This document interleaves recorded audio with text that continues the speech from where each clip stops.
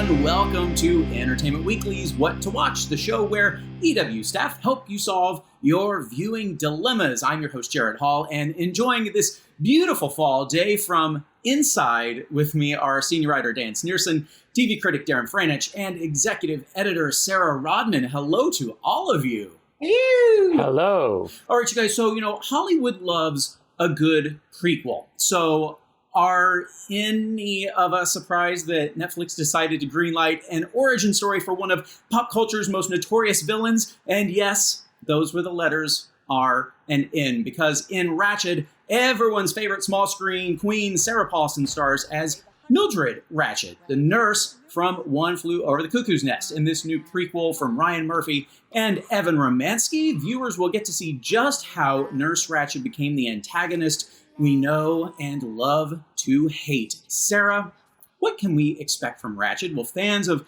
the book and the movie be pleased, or will they be throwing a water fountain out of the window in anger? Every time, Sharon. Every time. I think I might need to smother you with a pillow. Yeah. I think that I'm super interested to see what people actually think of this. It is very Ryan Murphy. It is very colorful. It is very stylized. It is not in the palette of One Flew Over the Cuckoo's Nest of the film. It is very different. So yes. I'm honestly not sure how I feel about the show. There's some performances in it that I thought were really interesting. Yeah, and I think it's worth noting that I think fans of this is more for Murphy's fans of American Horror Story, not for fans of The Politician. Right. If those fans exist. Story. Right. This is more horror story, Hollywood, than crime story. Right. Nip Tuck. The opening of it, actually, I would say that opening scene, I think you thought it was out of an American Horror Story franchise. It could absolutely work on that level. Yes, yeah, and I think it's fine for us to say that opening scene, Finn Wittrock goes and his character kills like 4 Catholic priests for reasons, of course, that we eventually find out. But you're right. That's what I was like, what am I watching here? Is this American Horror Story Asylum all over again? But no. Yeah, I think you're right. Sarah, do you think Sarah Paulson is setting herself up here for at least an Emmy nomination, perhaps a win? Do you think she's that good? Does Sarah Paulson never get an Emmy nomination ever? Like, I feel like whatever Sarah Paulson does, she gets an Emmy nomination for, usually deservedly. I've only seen a few, so I'm going to reserve judgment until I've seen all of it. But I think she's excellent in it. Darren, I know you're not a huge fan of this, fair to say? Well, unlike Sarah, I was unfortunate enough to see the entire first season. And yes, I have to say, for me as someone who loved, you mentioned American Horror Story Asylum, which is one of my favorite seasons of anything ever. This feels very much like a cousin to that in a way that is ultimately pretty disappointing. I am very tickled by the idea of hardcore Cuckoo's Nest fans who are kind of coming to this expecting connective material to the book or to the movie. It's not really about that. My issue with it really was, you mentioned all the great performers in it. Judy Davis especially is just really killing it in the role of the head nurse Betsy Bucket. But this was kind of another Ryan Murphy Netflix show that's pretty to look at and doesn't really deliver for me. But I'm curious to see how much the pretty to look at aspect plays into it for people, because the first episode is big production design, curtains like I've never seen them before on a TV show. But that kind of dropped off for me a little bit, the effect of that after the first episode. All right, so I want to move to from a show that Darren did not like to one that Darren loves. If there's one thing I can tell you guys I've ever wanted to do, it is to go back to middle school. Lucky for us, Maya Erskine and Anna Konkle had no problem bravely returning to those gruesome halls. And just like a zit, PEN15 was the breakout series of 2019, balancing youthful embarrassment and terrible AIM away messages with lots of laughs and even more heart. Darren, season 1 made me ROTFL. The second season is split into 2 parts, so we're getting 7 episodes now and then more later. So does it like totally nail it, or is it more like my 8th grade experience and missing the mark? As someone who would really be happy never returning to middle school circa the year 2000, which is roughly when I was there, I really appreciate how much PEN15 season 2, in some ways even more than the perfect season 1, really brings that world back to life. You mentioned the co-creators, Maya Erskine and Anna Konkle. They're essentially playing their younger selves. These are grown-up performers playing these very young teenagers, and just those performances alone, to me, conjure up so much about that specific era of youth. This season's kind of darker in some ways. It's getting into some slightly more grown-up material. There's an awesome episode where they kind of explore Wiccanism, or at least what Wiccanism was in the era when everybody had seen The Craft and thought they knew what witches were. And just the mixture of that extraordinary detail, it feels like they're really conjuring up that time in a way that must be very difficult, because for me, conjuring up that time is something that I don't want to do.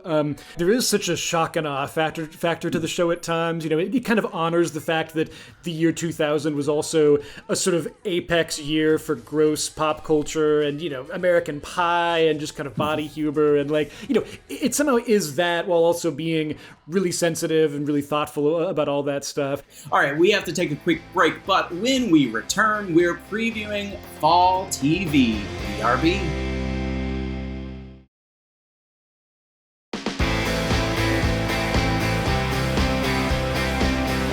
Welcome back to What to Watch. September, end of summer, back to school, the leaves are starting to change. The brand new season means brand new seasons of our favorite shows and series premieres. We've already chatted about 2 of this fall's most anticipated series, which are part of our Fall TV preview featuring The Mandalorian on the cover. But there's a great crop of shows coming out that are sure to keep us wrapped up in a blanket on our couches. Dan, let's dive into Fall TV. Specifically, I want to talk about, because it is something that's really kind of thrived in the midst of the pandemic, animation.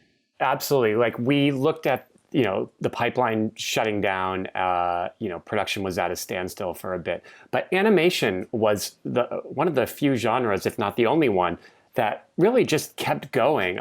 Bob's Burgers actually said that they were up and running with a home setup just 3 days after the shutdown, which is incredible.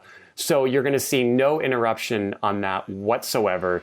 Your Fox animation domination lineup, Simpsons, Family Guy, Bob's Burgers, Bless the Hearts, they'll all be back September 27th, which is right on time. And, on the topic of animation, even, Blackish is doing 2 animated episodes, which are kind of unofficially the season premiere. And then someone did a partially animated episode, The Blacklist, at the end of their season. They were like, we have half of our episode shot, our finale, we can't just let this go. So, but how would you kind of grade or judge the overall situation that networks are in right now?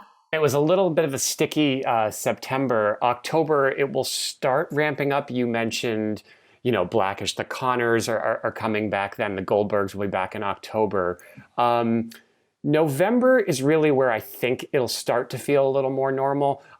This Is Us will be back. All 3 Chicago shows, SVU, Grey's Anatomy. CBS thinks to have, their big dramas back up and running. So I feel like it ends up being a delay. But if you look, the scary scenarios back, in March or April where there's going to be absolutely nothing to watch. Now, again, it may not be cream of the crop, but there is a ton of shows that are still premiering. And, streamers such as, Netflix, of course, has a bunch that's been in the pipeline that was shot before the pandemic. You saw, Away just make its debut. So they've got programming for days still. And we do know that a lot of these shows, when they return, will be addressing current events to some extent. Yeah, for sure. First is a type of show we should talk about, the new small genre of pandemic, shot through that literal lens where you've got Connecting on NBC, a new comedy that's going to be, basically like a Zoom comedy.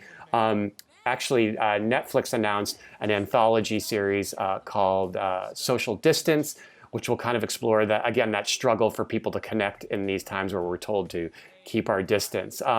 This Is Us is a perfect example. It's a show that, creator Dan Fogelman said they will attack the pandemic head on. They want to address the reality. Also, Black Lives Matter, which is a huge story this year and a huge movement that that show is not uniquely, but perfectly situated to address. That's a show that's always thoughtfully tackled issues of race. Dan says that they will delve into that too as carefully as possible. And I know, Darren, you're happy as long as we keep getting more, Housewives and Below Deck, right? Yes, although very few things in the world will probably be more entertaining in terms of fall TV than the current Real Housewives of New York reunion. I will say, all kidding aside with reality TV, the New York Housewives reunion is fascinating because it is literally having to deal with the realities of COVID.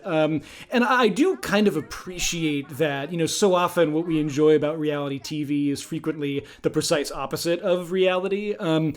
But I am genuinely curious whether it's a drama, whether it's a comedy, whether it's any show that can kind of approach this material in a meaningful way. This has been such a transformative year. All right, guys. Well, that is our show. Thank you to my guests, Dan Snierson, Darren Franich, and Sarah Rodman for diving into this big old pile of leaves with me. Be sure to check out Entertainment Weekly's Fall TV Preview on newsstands now. We'll see you next week on What to Watch.